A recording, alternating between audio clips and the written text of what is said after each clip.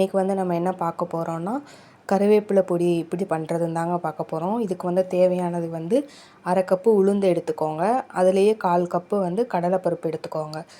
அது கூடவே கொஞ்சம் பொட்டுக்கடலை சேர்த்துக்கோங்க. சேர்த்து அதை வந்து லைட்டாக கலர் சேஞ்ச் ஆகிற அளவுக்கு அதை வறுத்துக்கோங்க. வறுத்து அதை தனியாக ஒரு பிளேட்டில் எடுத்து வச்சுக்கோங்க.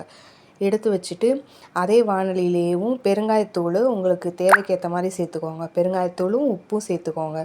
சேர்த்து அதை லைட்டாக ரோஸ்ட் பண்ணிங்கன்னா அந்த உப்போட ஈரத்தன்மைலாம் போயிடும். அதை வந்து பிளேட்டில் மாற்றிக்கோங்க. அதுக்கப்புறம் வந்து அதுலேயே லைட்டாக கொஞ்சோண்டு 1 ஸ்பூன் மட்டும் நல்லெண்ணெய் விட்டு அதில் வந்து ஒரு 4, 5 வரமிளகாய் சேர்த்துக்கிறேன். அது கூடவேவும் பூண்டு ஒரு 10 பல் சேர்த்துருக்கேங்க. இதை லைட்டாக ரோஸ்ட் பண்ணி கொஞ்சம் கலர் சேஞ்ச் ஆனோடனே எடுத்து வச்சுக்கோங்க. எடுத்து வச்சுட்டு அதுலேயும் கருவேப்பிலை வந்து நிறையா சேர்த்துக்கோங்க. அப்போனா தான் ஒரு க்ரீனிஷாக கிடைக்கும் பவுட்ரு.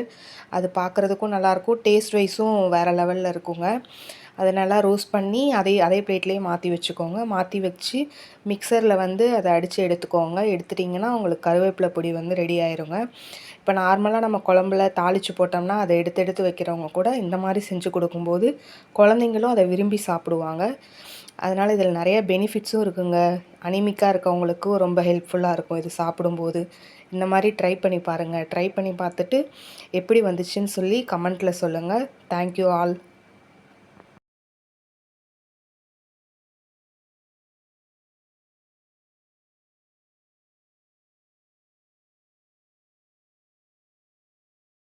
இந்த